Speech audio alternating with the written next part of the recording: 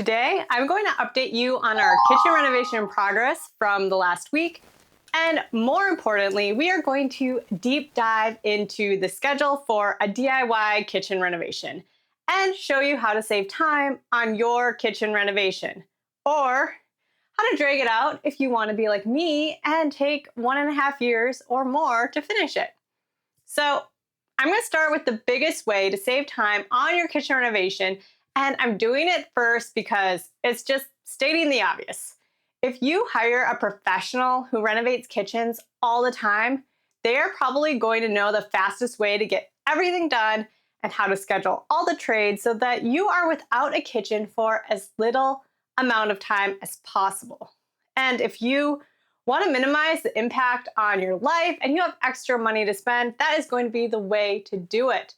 Now, if you are hiring a contractor or handyman to renovate your kitchen, obviously they'll be working on your kitchen, hopefully every workday for a set period of time, and also bringing in different trades to complete different parts of it and scheduling it all into a short amount of time. If you're doing a partial remodel or a really cosmetic remodel, this could be done in a month or even 2 weeks if it's just a really small remodel. But if you're doing a really large renovation where you're changing the whole layout and also taking your time to plan and design with a professional like an interior designer, then it could take a lot longer and you could be looking at around 6 months. Okay, so now how do you save time if you're doing a DIY kitchen renovation like me? One of the first things that you should do is make your own renovation schedule and carefully plan out goals for how long you want each part of your renovation to take. Now, I'm going to talk about more tips later, but I do want to really dive deep into scheduling your DIY renovation. Now, I started without scheduling my renovation at all because I thought in my brain that starting in May 2025 meant that obviously we could get done by Christmas 2025. And we would have to work, but there was plenty of time to do it. Okay, no. We are now in March 2026. A year is fast approaching, and this kitchen renovation is not close to done at all. I did have plenty of unforeseen setbacks, like needing to replace a whole section of our exterior wall and a refrigerator that took months to get working. So that's not to say there aren't reasons why this has been delayed so severely, but now I am serious about planning out the rest of it and trying to estimate how long it will take. And I see that as a way to motivate myself to achieve certain milestones and also get to the end in a reasonable amount of time. So when you start scheduling, I would start with really big categories and think about how long those will take. In my renovation, these are the big categories: planning, ordering materials, demolition, changing plumbing, changing electrical, walls, cabinets, countertops, and final touches. For me, I've already done the planning and ordering of almost all the cabinets, appliances, and materials. We also finished demolition, and now the next things to finish on the list is plumbing. We need to finish getting our plumbing permit, and for electrical, we need to swap out a few receptacles. And now for the walls, we still need to install drywall and finish them and get them ready for painting.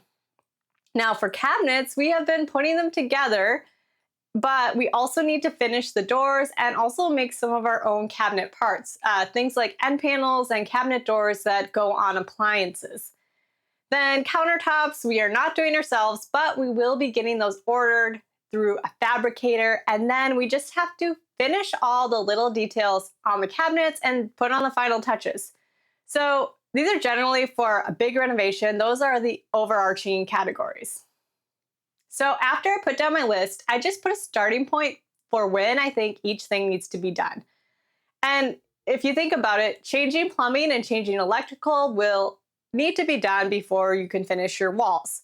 Now, for me, my plumbing and electrical are done enough that I can do the walls. So the things that I still have to fix are outside of the walls. And it's things like adding another light to the ceiling. And then the plumbing work is basically all drainage underneath the floor, which is not dependent on the walls. So I put some dates to those, but the big deadline is the walls. I want to get that done by the end of March, Andrew, if you're listening, because you need to get the walls done in order to install your cabinets.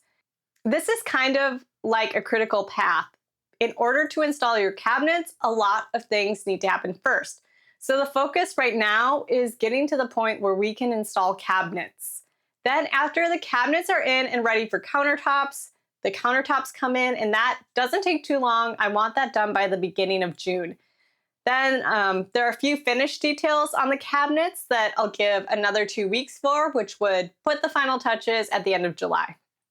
So this is a big overarching schedule, but if you've never done a kitchen renovation before, you're going to need to break it down a little bit more. And I would suggest writing out week 1, week 2, week 3, and so on with the first day of each week.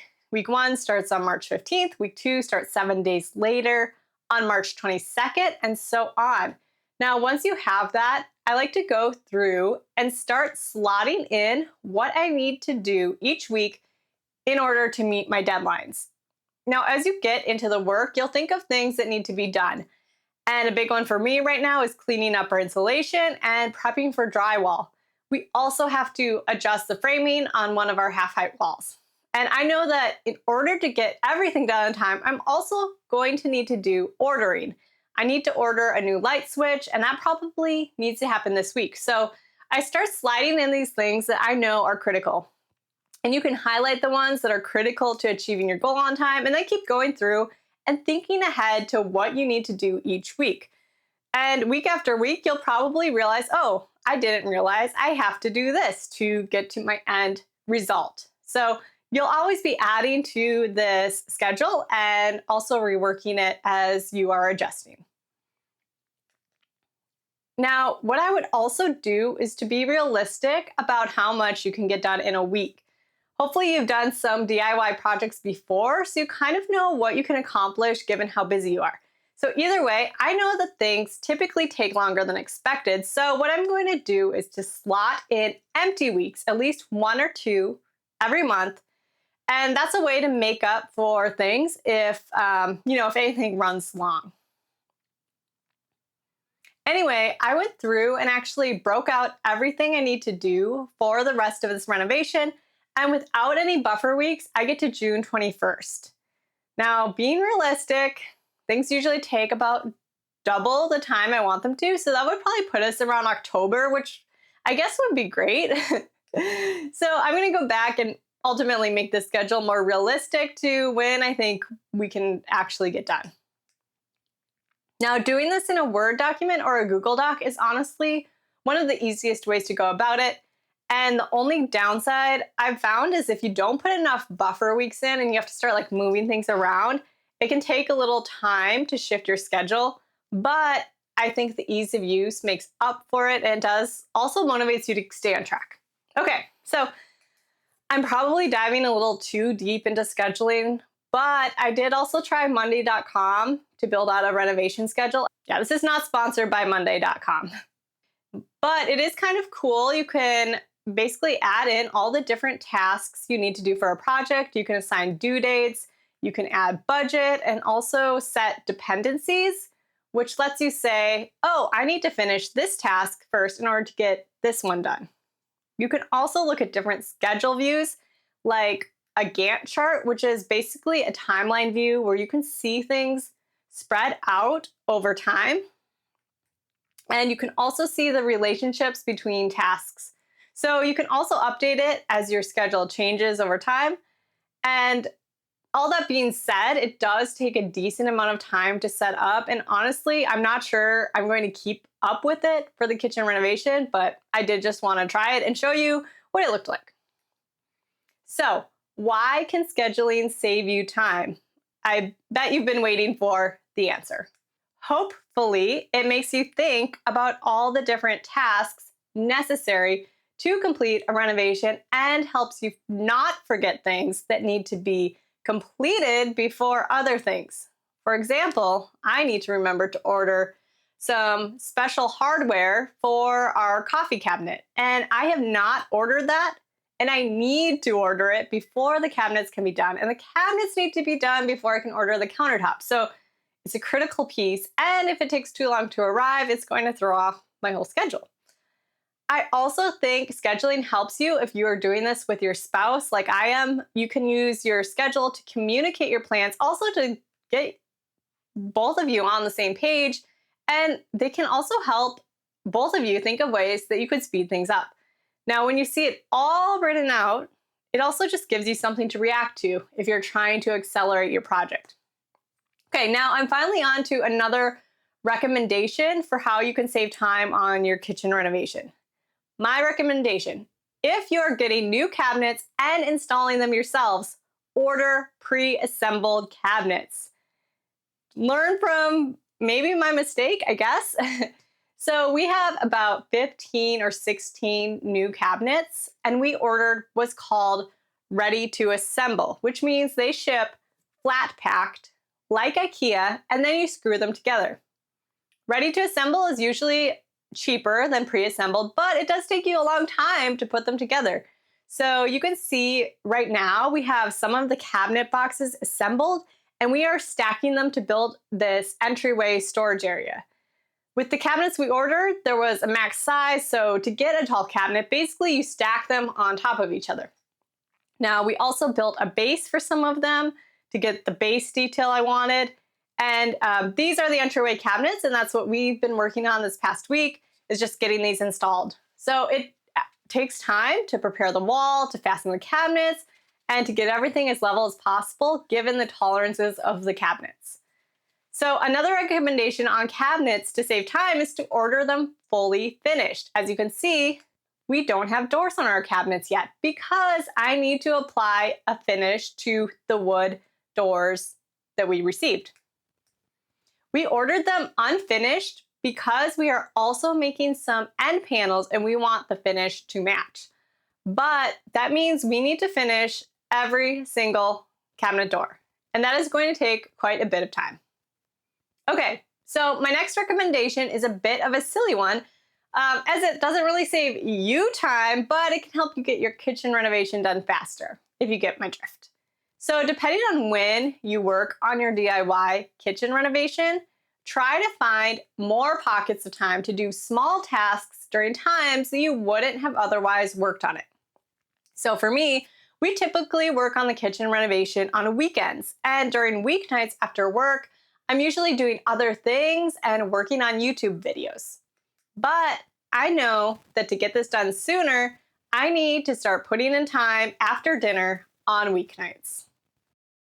You can see what I've been doing this week. Basically, the wall that we opened in the kitchen was not level with the wall next to it. That wall still has original lath and plaster as well as a layer of drywall on top, and that makes it about 1.25 inches thick. So in order to make the whole wall completely smooth, I need to install little strips of wood on top of the wall framing to bring that wall further out. So when I go to install the drywall, it will all be one smooth surface. So I worked on this 2 or 3 nights this week, usually for about an hour or 2 at a time, which is not enough to finish the task in a single night.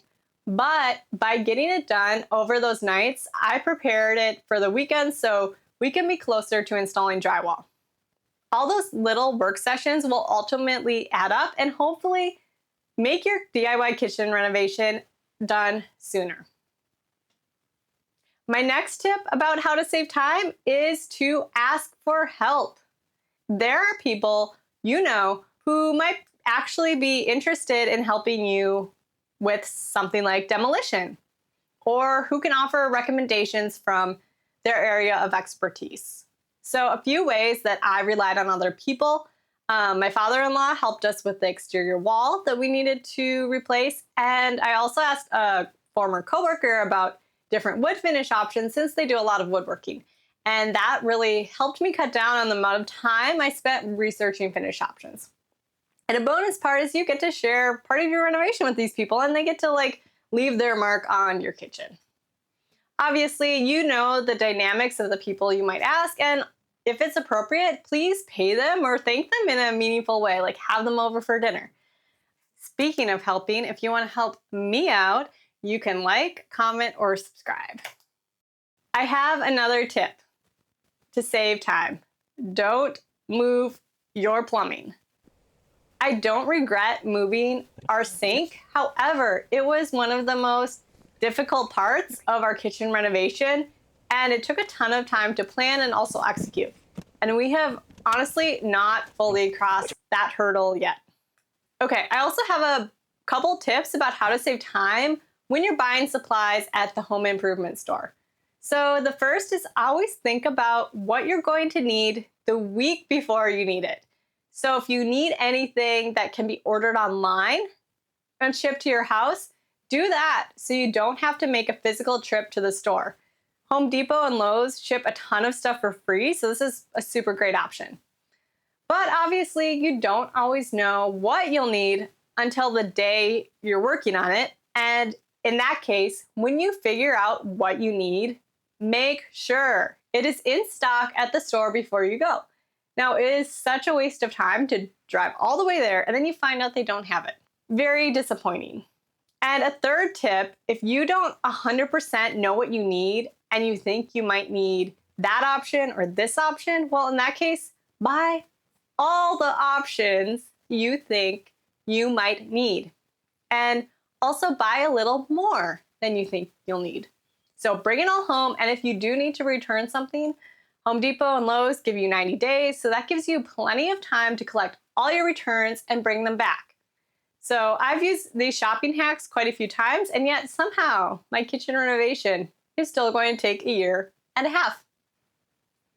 Anyways, I hope I gave you some new ideas for how to save time on your DIY kitchen renovation, and I will see you next week with another episode of the Kitchen Renovation Diaries.